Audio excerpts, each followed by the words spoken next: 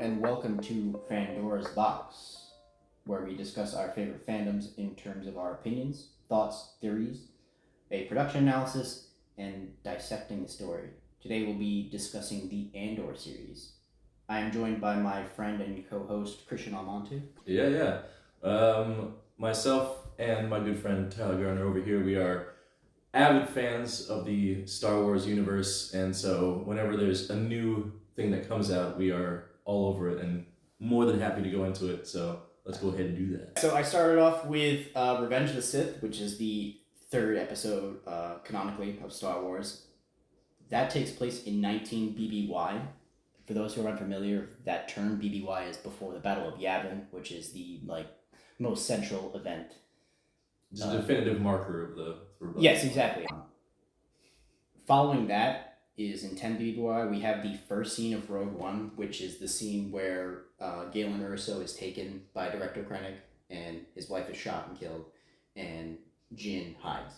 Just that first scene takes place in 10 BBY. A year later, we have the start and finish of the Kenobi series, and then we find ourselves which here. we'll also probably go into at some point. Absolutely. For a future episode. Yeah, and then following that, we have the beginning of the Andor series and also the beginning of the Rebels animated series. I'm not sure if you're familiar with the Rebel series. I am not, actually. Do you know about it at all, or you just haven't seen it? I'm familiar with, I know just logistically about it that it was on Disney Plus, that I think Ahsoka made an appearance in that. So it did have some kind of reverb or resignation from the original Clone Wars series, so I can appreciate that. I do have to watch it though. Absolutely, it does follow a sort of Clone Wars-esque, obviously, animation with some changes. They bring in some great characters in the Rebel series. You have Thrawn, Thrawn, man, he's so awesome. Kanan Jarrus, Ezra Bridger, who's fine. Yes, and they do bring in Ahsoka, but it's also, just like the Andor series, the Rebel series is a great filler of everything that happens post Revenge of the Sith, pre-New Hope.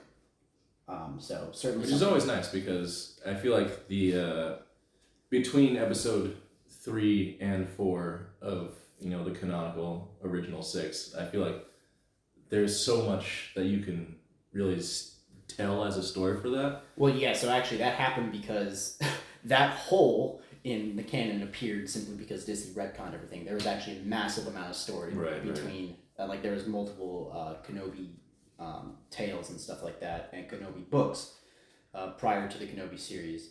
So obviously all of that got retconned, and this is them kind of filling in the gaps, which they are at this point starting to do a better job of. So where we are going to be today is with Andor and Rebels. Obviously, we're not going to be talking about Rebels. In terms of the timeline, after that, we have Ahsoka's reveal in Rebels, which you discussed prior, which was a year later, a year into the Rebels series. Another spoilers, apparently Ahsoka becomes Vader. Yes, you were aware that there would be spoilers.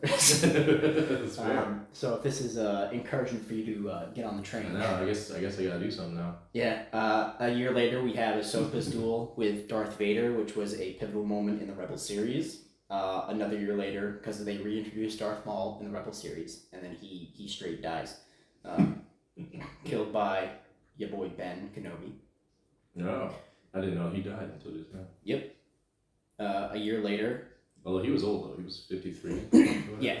He was toasty. He lived a lot longer than his original screen time was supposed to have, so I'm okay with this. Yeah, and this is all obviously after the Solo movie as well, which I didn't put that in there because I don't care. Kanan Jarrus. Childish Gambino cares. Kanan Jarrus, who was a main character of the Rebel series. He's dummy dead. Admiral Thrawn pieces the fuck out, and the Rebels relocate to Yavin 4, which is where any Star Wars fan would know that they are. This is 1 year before. Yeah, since the very first one in the 1970s began. Yep. This is all of this happens 1 year before the events of New Hope, and then the entirety of Rogue One post the first scene, and the entirety of New Hope happens in 0 BBY. Yeah, within a year or so. Yep, so the Andor series begins 5 years prior to the explosion of the Death Star. some key takeaways that I found from Andor, and you're obviously welcome to jump in at any point. One is it's not actually about the titular character. It's not about like Cassian Andor. Yeah, that's a word. I probably butchered it, but that's a word. That's good. What I really liked, and I will be going into, is it gives you a really good look into how the Empire solidified control, which is pretty easy because it's very obvious to easy to assume and think that the Empire just took over, which we'll go into. Another thing is it's a really good viewing of the Imperial Senate's lack of genuine control, because as soon as it changed from the Galactic Republic to the Galactic Empire, the Galactic Senate pretty much lost any of their legitimate legislative control. Further details into how the Rebel Alliance came together, because as anybody knows who watched the Rebel series, there were just different sects of the Rebel Alliance, like they were just completely scattered throughout doing their own things. And this, we actually see a really good like a pulling together, and they introduce and they create some really good like glue characters that help bring about these sects. I'd also like to take a moment to Sure. point out to those listening. So Tyler and I, we both are avid Star Wars fans, but Tyler is very knowledgeable about the background lore as well as the finite details. I would describe myself as being kind of more of not a casual fan. I'd like to think that I have more knowledge than a casual fan. You've been way past casual. But but not as prompted for the lore. So I find that this is a good opportunity for people to notice. Tyler will probably be very good with the finite details, whereas I will be more episodic and kind of knowing the media and in that kind of realm, given my film background. So yeah. Just want to put that into the side. And I think twofold, for me, this allows me to really expand upon this and talk about it in ways that I wasn't able to. And obviously with you, I hope it gives you some chances to look at some different things and like maybe pique some interest and be like, oh, I want to know more about that. I want to know more about this. And I learn a little bit with the audience, so it's going to be really interesting to have a fun time with. Yeah, and I love expounding upon this. So, and then finally, key takeaway is it digs into the ISB, the Imperial Security Bureau, which is actually a huge government vehicle, which is not really talked about, but it's kind of scary. And Mon Mothma as a character who, believe it or not, everybody knows from OG. Like she's OG, and I don't think really. I literally found that out today, actually, that she was like 28 in the Revenge of the Sith. So she's like, she plays the perfect part of like the 42-year-old. Yep. In the Senate, so and they returned her for that same role. She was never given any sort of justification in terms of who she was, and yet somehow she's always there, which is kind of funny because she was just quiet. And this really digs into her story, which is like we're gonna go into her, but she's a beautiful character. A G. Absolutely. And for those who don't know, she actually her first on-screen appearance was Return of the Jedi. Yeah. So she is OG as they come.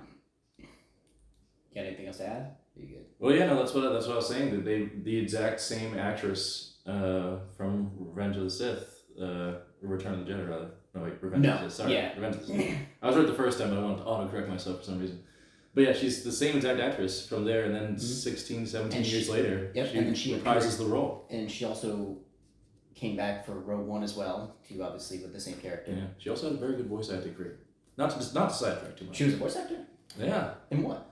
Oh my god, never put me on the spot, but I'm not putting you on the spot, man. This is what you're bringing. yeah. What's her name? Don't bring a dish to the table and tell me I can't eat. Genevieve O'Reilly. She was Moira in Overwatch, and she had a voice actor. She voiced someone in Star Wars Rebels. Probably Mon Mothma.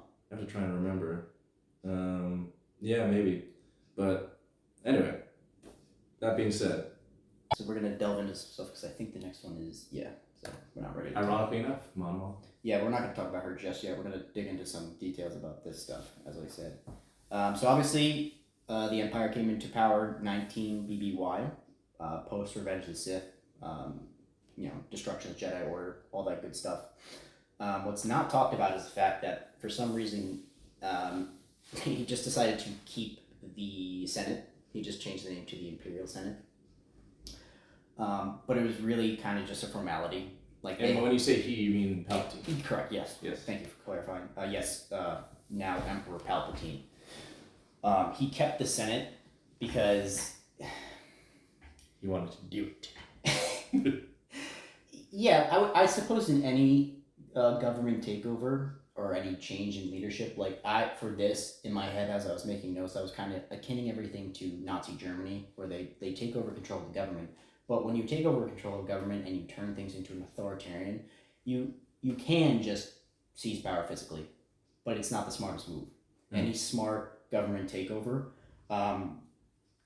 you're going to want to keep a lot of things in place. So like with him, he kept the Imperial Senate in place. Even though they had really lost a lot of power even prior to the Empire forming, like they had given so much emergency power and so much legislative power to the Chancellor that even before the end of the war, he was already pretty much in full control of the... Shout out to Jar Jar Binks. Yes, yeah, actually, which was hysterical, and we can talk about that at some point if you want. So I think just him as a character was a great point of conflict for anybody. So even though the Empire... For the casual fans out there, let's just say as a very small portion of this, Jar Jar Binks, he wasn't just a goofy character. He caused some serious problems down the line. Oh yeah, he caused some damage.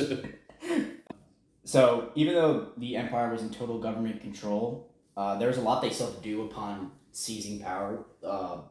They had to quell remaining separatist activity, which was obviously still a huge thing because the galaxy is massive. So going back, the Empire takes over. They are a dictatorship now. They're not going to just go in and just completely change the status quo. The reason you don't want to do that, and like I said, especially with any dictator in the real world, if you do that, you're just going to have so many more problems. And then you already have things to deal with, so why you want to create more trouble for yourself? So you got to do things kind of smart. And part of it is kind of acting like you're going along and acting like you're not going to change a lot of things, because you kind of change them over the long term. You don't change them right away, which is why we see the Imperial Senate still exists, even though at this point, I'm not sure how much they realized it, how little power they had, and that power just keeps getting chipped away, where we see almost a complete culmination of their loss of power in the Andor series. Yeah, which fundamentally makes a lot of sense, because even if you think of a parallel to like real life, when you often see like enterprises who buy out other ones, they keep a lot of the original stuff. Yeah. Like if there's like a fast food place or a bank or whatever, and they buy out a bank, they're not going to completely like trash the place and then like install their own they might, but like if it's already set up to be a restaurant, just go in as another restaurant and just make the adjustments as necessary. Exactly. Yeah, it all comes down to like how tactical you want to be in any of these long-term, well-established rules, businesses, whatever. Play things smart. So the way they would want to play things smart is exactly what they do. That be tactical, coercion, manipulation, really soft hand plays, and then get firmer down the line. So one of the things they do here, and which is just kind of not known, but is a way of play that they make, is they kind of make up laws, so that way organizations and planets break those laws, which their only course of action at that point is for the Empire to swoop in and take control of the planet, which they do there's so many books and comics and just ways that they do this, which is just an easy thing for them. They do it with this after Aldhani. You see the breakdown in the Aldhani heist in Andor. You see how the Empire just creates all these new rules and taxes, and it always just bleeds down into the Empire. Well, it's interesting that you point that out, because I don't remember them physically mentioning too much to that effect. So it's kind of an implied thing. It's well, I was going to say it's implied to the canonical effect, but when you look outside of the episode itself. So there's two very explicit mentions of this. A smaller one is where Daedra, I cannot remember who she's talking to, but she says they don't notice 40 small atrocities versus one big atrocity.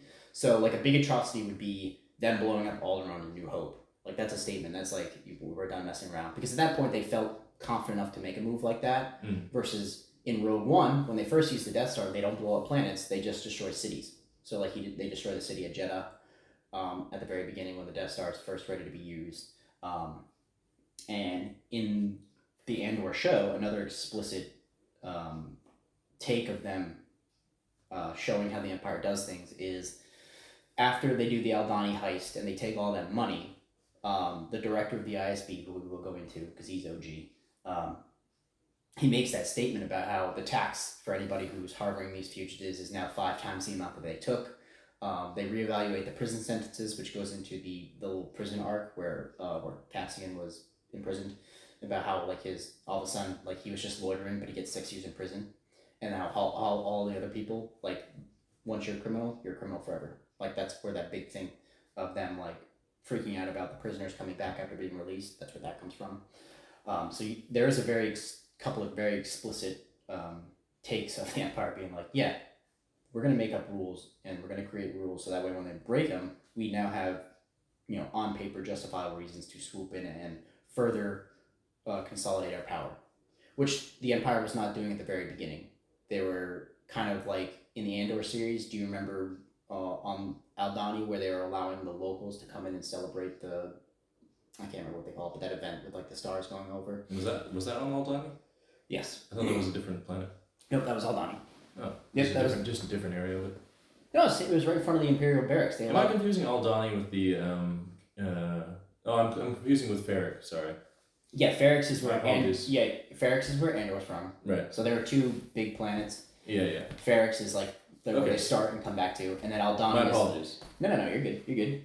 This is why we're doing this. And then Aldani was the whole introducing Cassian to the rebel, sect, and where they pull off that heist where pretty much everybody dies and they steal all that money. That was Aldani.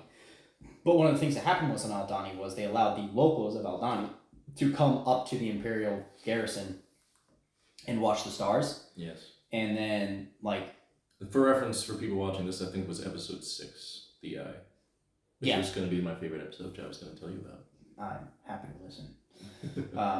So things like that is them being accepting of different religions, different cultures, and this is completely reverted after the heist, where the director of the ISB says, anybody who has this, we will no longer, if they're using cultural events to harbor or to elicit rebel activity, that will break our laws of tolerance. So guess what? You do that, you no longer get to celebrate these things, stuff like that, which is just another soft hand tactic of them, because the Empire is super xenophobic, so they don't want any of that crap anyways. So they're just going to keep squashing.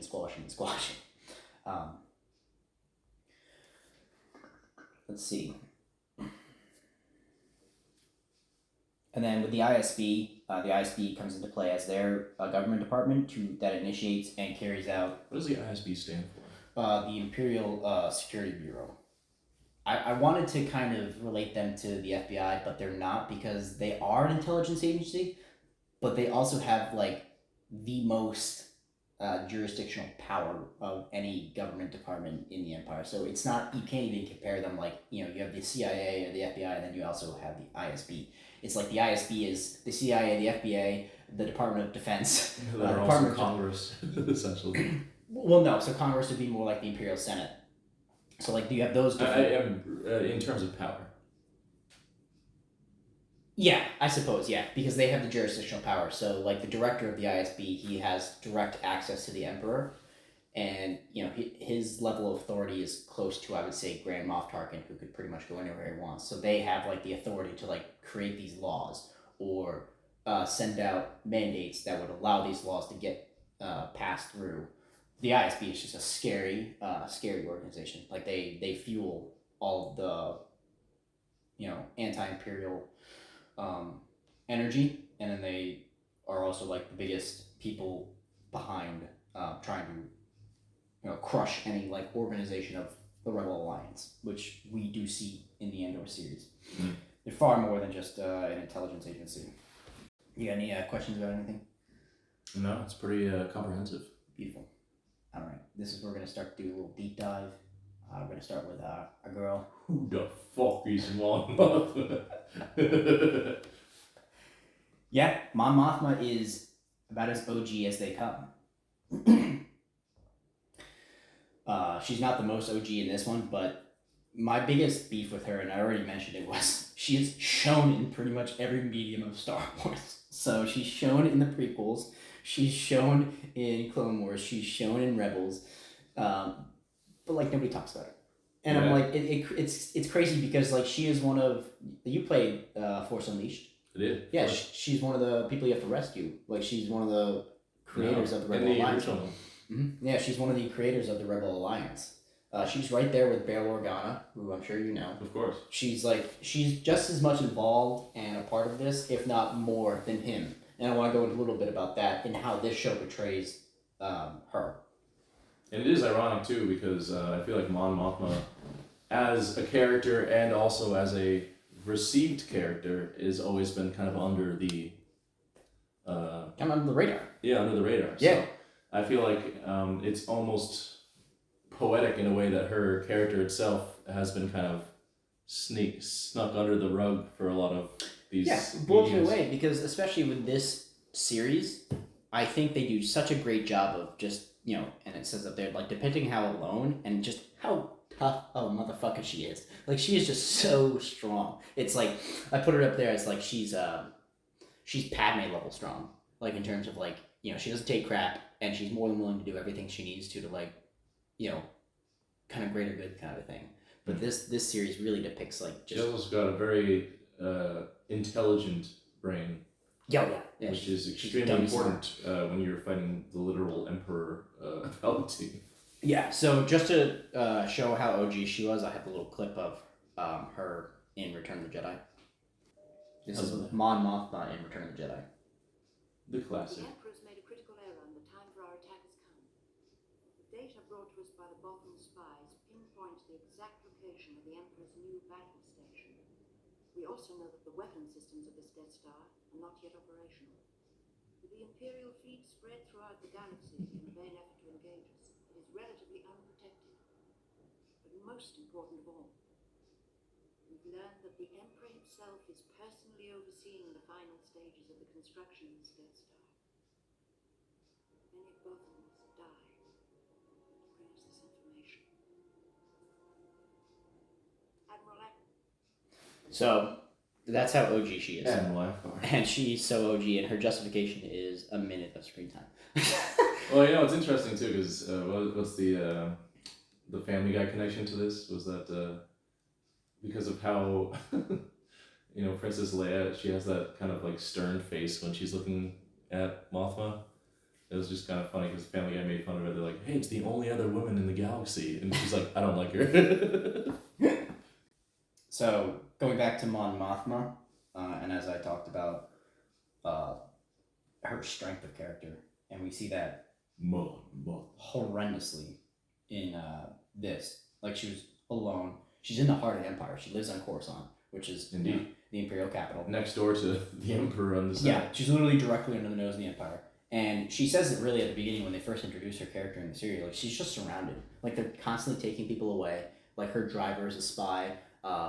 She can't depend on her husband. She doesn't know who to talk to. She has nobody to talk to. Like, we do not see Bail Organa in this series. I believe he's on Alderaan the whole time. Like, he's gone the fuck out of Dodge because he's a big target too, and he knows it. So he basically holed up. Especially because I could be wrong, but I believe his previous relationship with Obi-Wan Kenobi is well known in the Empire that he was friends with Obi-Wan Kenobi. So that's why they keep such a thing in the Kenobi series. They keep such an eye on him because they know he had a previous relationship with the old general of the Clone Wars. We'll look into that. I'm not sure if they knew specifically that he was involved with Kenobi, but I think they know that he was just involved with the Jedi. Like, he was a friend of the Jedi. Yeah. And obviously he helped figure out where Yoda was going to go, where Obi-Wan was going to go. And he was the main benefactor for the Rebel Alliance. I mean, dude's uber rich. But yeah, he holed up in Alderaan and did his thing on Alderaan and just stayed until he blew up. Yeah, which it sucked. But he wasn't there. She was on her own, and she's doing what he's trying to do, but in the middle of everything, in the eye of the storm. Like, she's trying to build a Rebel Alliance. She's funding them, which is one of her big problems throughout the series is the money, which is why she eventually ends up marrying her daughter off.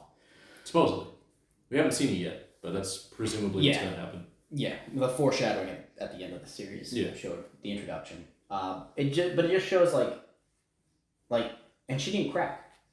Like, she didn't crack the whole time. Like, that is just so much pressure. And she can't rely on anybody. She can't rely on her husband. Her cousin's not there, and her cousin has her own agenda. Luthen is not like necessarily an ally, but he's just doing his thing and like taking her money kind of thing.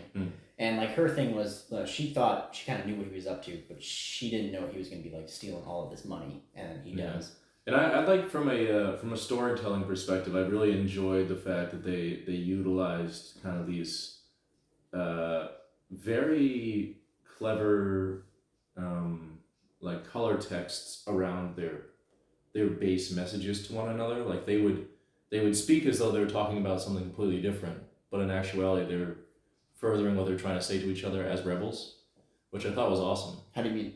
Like they did a lot of like code speak. Oh yeah, where they talk about like the artifacts. Yeah, when they would do the artifacts, and they would do that in other instances too. Like she would talk to who was the gentleman that she was friends with in childhood, and they kind of Te Colma. I think so. Yeah. When like she like expertly navigated him around a party so that nobody could understand that they were talking about something that wasn't actually what they were talking about. Yeah. So I thought that was an amazing utilization, because that really not only does it go into like the spy narrative as a character, and you can be like, oh, she's awesome, but you can also be like, it makes so much sense, and the world around it, like everything's revolved around them not knowing. So it's not only necessary, but it adds so much to the characters. Mm-hmm. So I mean, it made her like so likable, which is, I mean, she was likable before this, but obviously like they did her justice. Yes. Yeah. Exactly. That's why I was so happy. I was like, they did her justice, because she's been there since the beginning. And I think I could have the timeline wrong, but the clip that I showed you from Return of the Jedi, I think at that point she was the main this was a supreme leader of the Rebel Alliance, and I believe she was already like kind of pre-elected chancellor, because she became the chancellor for the New Republic. Yeah, I was gonna say she didn't die in the battle, so. No, she was the first chancellor of the New Republic. Cool. And I think at that point in Return of the Jedi, she was already considered and or voted in as chancellor. But I could have that a little wrong. But I do know like she immediately went into power, and the funny thing was, ironically, she was given the emergency powers that the chancellor had. So like ironic. Right from the get-go, she had all of that. And like the kind of reverse side of they moved her in and gave her all legislative power that was already there existing for that position. They just there's anyone that can do it, honestly. Well, she hated it, and she was scared of it. So like that was one of her biggest. That was the first thing on our agenda, was like kind of dismantle the military, dismantle this emergency power, like kind of re-smooth everything out to give the Senate back its power, because that's all the emergency powers did, was it simply just that power had to come from somewhere. So as they give it to the chancellor, honestly, they have less. It's like a peacemaker goes into the tank of the previous leader. Like, you know what I mean? Like, you don't want to be sitting in the tank. yeah, exactly. That vehicle's still there. Like what you said. So they just got plopped in the seat. But she was strong enough to do this. She's strong enough to handle that. And that's a little bit of a digression, but for sure. I know, catching heat with that.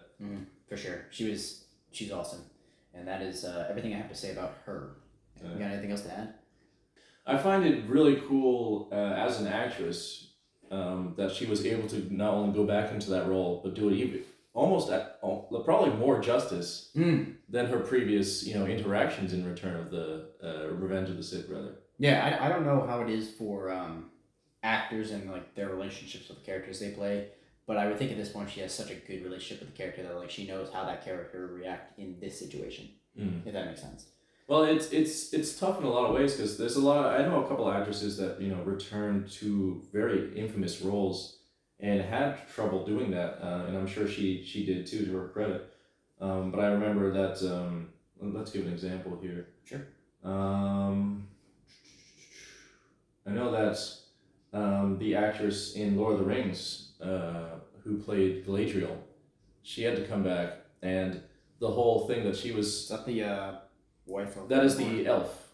The wife of Aragorn? No. I think it's somebody else.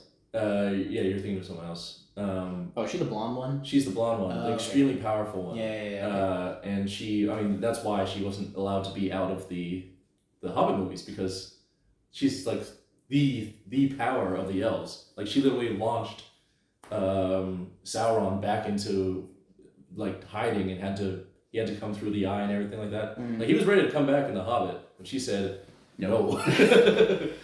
So she had to come back as a 40-something-year-old, and it was tough for her because the elves don't age really.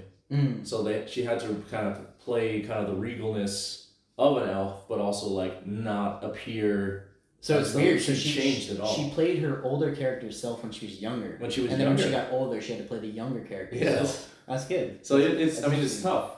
So it's a similar age gap too, because that was The Hobbit was what, about a decade apart, and this is even longer. This is about 16 or whatever years for her to replay this role, and she does it astoundingly. Yeah, well, yeah, she had a little bit of a break in terms of she came back in Rogue One, which was actually that's fair. Yeah. Yeah. So in that sense, she got her feet wet. Yeah, you have the same relationship that you do with Galadriel. Did I pronounce that? Galadriel. Galadriel. Where, as a younger self, you're playing your older character, and then because in Rogue One she's younger and playing the older version of Mon Mothma, and then she's getting older and now she has to play the younger version of Mon Mothma. Granted, I would think almost the age difference is almost the same in terms of canonical and real world, because Rogue One was 2016 to 2022, or it would actually been 2021 because of production. So yeah, 5 years, 5 year difference between that, and then there's a 5 year difference between where we are now and Rogue One, or the scene where she shows up in Rogue One is a 5 year difference. And it's the similar thing with in Star Trek with Seven of Nine, because she was. I know nothing about Star Trek, so that'll be your show, my friend. Yeah, no, it's totally fine. But in I think it was the late '90s, early 2000s. I might be horribly wrong on this. I apologize, Star Trek fans, but I think it was the late '90s, early 2000s where. Voyager was entering into last seasons, and that was when Seven of Nine, she was like considered this huge like hot thing because she wore a bodysuit, and like she was considered the Borg queen hottie, but she had a very interesting character that wasn't allowed to show a lot of emotions because she was originally a drone of the Borg, which is a collective consciousness. Okay. And she was abducted from like when she was a kid, and so she had to have this very like. Not monotone, not a robot, like not like Data or anything, but like she had to be very not cognizant of social cues. She was very analytical, very tactical, because as a drone you're like a bee. You're like very efficient at what you do, but you don't interact with anybody else. So she had a specific voice that she did. And then she had to come back later in the Picard series, which is still airing to this day. Really? They're on the last season of it. And that took place before? And that took place... Prior to? Yeah. At least probably 2 decades ago, I want to say. In the real world or in the real world. Okay. And in Universe, no, she plays a later self now. But the return as an actress, to have to come back and relearn a role... that you didn't know. Like she mentioned, she literally had to study her old self. Oh, wow. Like she had to look back at the episodes and be like, what did I do for that? And she had to talk to one of the other returning actors there. And she had to be like, I don't remember what her voice is. And she had to go through all this stress and all that effort. So I can only imagine, because she's just like Galadriel's actress. She's just like Seven of Nine's actress. Having to go back and relearn a role and do it so much justice is, I think, it's amazing. Yeah, for sure. Sorry, I went off on a tangent. No. That's what we're here for. That's what we're here for. All right. What do you got next, buddy? What do I got next? I got the next OG character who doesn't come up a lot, but he is. I think he's more behind the scenes just because I've already mentioned him as the director of the ISB, and he's somebody that you probably know and everybody else knows. Is Wolf Yularen, who they all have weird names in the ISB. So you know him as Admiral Yularen. He's from Clone Wars. He's the admiral that served with Skywalker. Same character. And he's actually the most OG character in this series, and you're about to see why. Everybody who's seen Star Wars knows. Is it the one that was getting choked? Nope. You'll see. So that's Grand Moff Tarkin. Enough of this. Vader, release him. As you wish. Wonderful actor. You see that boy in the white in the back, right there? Yeah, that's him. That's Wolf Yularen. That's the director of the ISB. We will then crush the rebellion with one swift stroke. He looks a little younger in this one. He doesn't. Yeah, he director of the ISB. He was on board the Death Star from its operation. He reassigned there, and he basically could do whatever he wanted. He was just loyalist to a core, so he was hyper loyal to the Republic. It was one of the only reasons why him To the Republic. What? To the Republic? You mean to the Empire? No, I mean the Republic.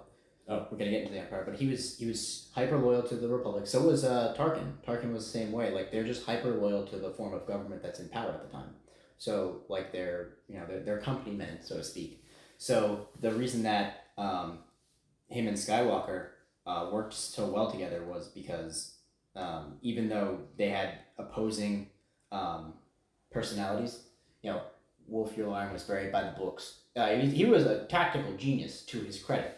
But not in the way that Skywalker was, but him and Skywalker were still conflicting, but the only reason that it worked was because he had such a respect for the chain of command, and Skywalker was his boss, so he's going to listen to Skywalker.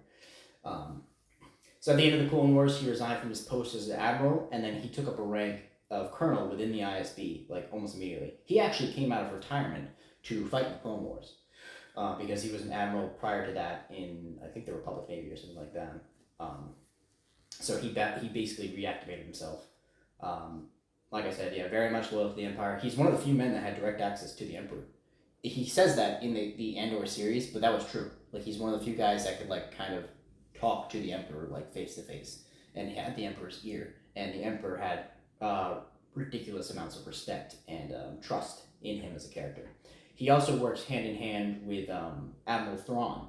He gets introduced to Admiral Thrawn, and he basically Admiral Thrawn uses him as like a great tool to like gain all this information about Thrawn's assignments, which they go into in the Thrawn, the newer Thrawn book series. No, that's right. So I'm remembering now. So he's the one that appears. He was not in the show. He wasn't there originally. He just appeared there for like that one meeting or whatever. Yeah, so the first commanding officer of the ISB that you see in the Andor series was that the Major, I'm butchering his name, but it's like Partagaz or something like that. Yeah, like I said, they all have weird ass names in the AISB. I know his name, and he's the guy who talks the most. He's the one who works with Daedra the most, like kind of encouraging her and things like that. And he's like the main point of contact. He's basically their manager kind of thing. And then Willoff is like Partagaz. Yeah, Partagaz. Yep, that's the guy that we see the most. Yeah. But Willoff comes in two scenes where she's asking, like requesting that list of all that equipment, and he's just sitting there like not really paying, or looks like he's not paying attention. That's him. And then again after the Aldhani heist, he's the guy who has that spiel about all the crap that the Empire is going to do now, like the reevaluating prison sentences and things like that. That's Wolf Yularen. That's Admiral Yularen from Clone Wars. He's hyper OG. His first on-screen appearance was New Hope. And then he dies, obviously, in the destruction of the first Death Star. He's just a great character. He's super smart. He ranks right among Grand Moff Tarkin. I think he deserves his own book. I'm not sure if he has his own book, but he should. He would be a great character to learn a lot about. There's not a ton of information about him, short of everything we've seen on screen. Even though he was obviously about as OG as they come, they really didn't delve into him like the way they did with Mothma. But he is a very pivotal character in terms of everything that happens behind the scenes of the Empire, which can be assumed. Like he's right there, like he has a hand about everything that goes on. Which is why he wasn't there to connect the dots about the different rebel sects, about how they were connecting, which is where they brought in that character, Daedra. She does that, and she brings it to his attention. And he gets into... he's more involved in the Rebel series, they have another agent called Agent Callus. That is the more major part that Yularen plays in trying to discover the different Rebel sects prior to them organizing the Rebel Alliance, because Agent Callus is like a protege to Yularen. And spoiler alert, Agent Callus ends up defecting to the Rebels. Like he's giving them information. So like on an offshoot of this, like I want to draw attention into at the very beginning of the Rebel Alliance, like the start of it, just how dependent they were on Imperial information. Because I do not think if they did not have those Imperial spies within the ranks, they weren't going to get anywhere. Like they just couldn't. The Empire just had too many good men, like Tarkin and Wolf, which is why I think some people might be confused at how the Empire went down. Is like the only reason the the Alliance was able to succeed from the get-go was because they had help from the inside. Like they, you saw it in Like, Andor. was it Jung? Was that? Was it Jung? Exactly. Yeah, You got it. Yep. In Andor, you see Lonnie Young, who is the direct informant for Luthen, and we see that play out. And he's right at the beginning. Like he's right involved with the woman who's able to start connecting dots and able to kind of help them stay ahead of the game. And then you had Agent Callus in Rebels, who is which is interesting too, because that's I mean, I feel like what you've been mentioning for the past few minutes has only accredited Luthen's decision to let his other good guy die, so that he can protect Young inside. That's just how important it was. Yeah. Like he knew that, and like Saw Gerrera, who is just a controversial person in existence. Saw Gerrera. Oh, Saw, yeah. Yeah. I like Saw Gerrera. Oh yeah, he's a G. He's like the wild. But he immediately starts like freaking out. It's like he doesn't like, because his thing is just violence, and he just wants to do like these big attacks. Yeah, and understandably, like he's like, he doesn't understand. If you're willing to kill this guy, you're probably willing to kill me. So does that make me your enemy? That kind of thing. He doesn't understand the finesse it takes to actually do what Luthen's trying to do, which is trying to bring these people. And he doesn't. He's not able to weigh the gravion, the intensity of this decision. He just thinks that it's like, kind of you're cutting off a loose end kind of thing. So yeah, he thinks he's like, oh, if he's gonna lead it back to you, he's like. Which what I honestly relate a lot to Saw as an audience member, because I feel like he is on the same page with the vast majority of Star Wars people, because they don't know a whole lot of the backstory like you do. So they have a very base understanding. So on paper, it looks like Luthen's about to send his boy to his doom. But if you look at the backstory, it's like the only decision to be made. Yeah, Saw was simple-minded because Saw actually showed up and started in Clone Wars when the Republic was trying to help the planet of Andor get out of separatist control. Saw was the kind of rebel leader of the rebels for Andor, because the Republic couldn't actually go in and actually make an offensive against Andor, so they had to work from the inside. They had to work with the rebels. And Saw, two things happen. One, Saw's sister dies, which you see in the Clone Wars series. You watched the Clone Wars to completion, right? I did not. Oh, okay. We talked about this. I have not seen the last season. Oh, okay. So you have seen Saw. You did see Saw then. In season 5? Well, the final season is in season 5, but no, but I've watched from up until season 5. Yeah, he's either in 4 or 5. I think he's in 4. We'll cross that check out. Yeah, but I'm pretty sure he's in that arc. The Andor arc is in season 4. Yeah, his sister dies fighting, and then they don't actually gain control of the planet. So basically, Saw kind of loses hope in most forms of government. Like, I don't even think he's on board with like the Republic. I don't think he's on board with the Rebels. Like, that's why he doesn't join the Rebel Alliance, because he's just like, I'm just gonna do what I know how to do, and I'm gonna cause trouble.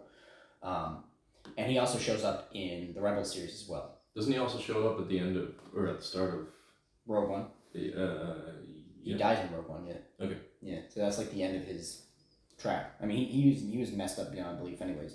Because he had like a glass eye or whatever.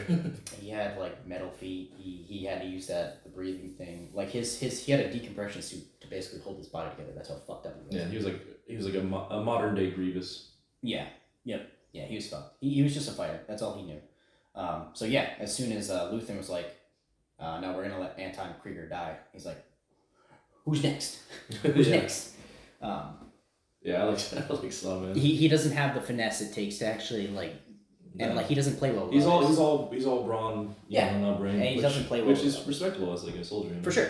That's what he is. He's a soldier. Yeah. Because what ends up happening is he's in charge of the rebel group on Andor back in the Clone Wars, and his sister actually comes out as smarter and more, tactical. So she ends up taking over, and he gets pissy about that because he's like, well, my younger sister shouldn't, but she ends up dying, so it's sad. Yeah. So he loses a lot fast, and he goes off the deep end.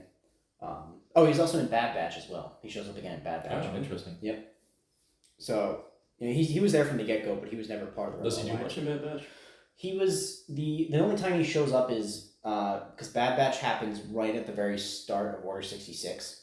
So what happened was, as soon as Order 66 happens, the clones and everybody reverts back into the Empire. Bad Batch goes to Kamino. Their first assignment was because Grand Moff Tarkin goes to Kamino to kind of test not only the clones in general, but specifically the Bad Batch. He wants to see if they're going to be a liability or an asset. So to test them, he sends the Bad Batch, I believe it was to Andor, to wipe out a little group of separatist resistance. What ends up happening is the Bad Batch gets there, and it turns out it's Saw Gerrera trying to move refugees. Those are the separatists that they're trying to kill. It's just a bunch of like women, children, like and stuff like that. And Saw Gerrera talks to him. He's like, do what you want, but like this is the reality of the situation. And that's the pivotal moment of the Bad Batch kind of breaking off from the Empire. Short of I can't remember his name, but the sniper for the Bad Batch. I'm blanking on his name, but he's the only one. Did you watch the Bad Batch? No. Okay, so spoiler. I'm actually atrocious with my knowledge about the clones, to be fair. Yeah. Because I watched the Clone Wars so long ago. I didn't watch Bad Batch, and I didn't watch Rebels. So all of my clone knowledge is pretty horrendous. Well, I had to power watch Andor, so you got to catch up. You owe me that much. I was literally watching up until last night. It was rough. It was rough. But then let us continue. Yeah. That forward momentum.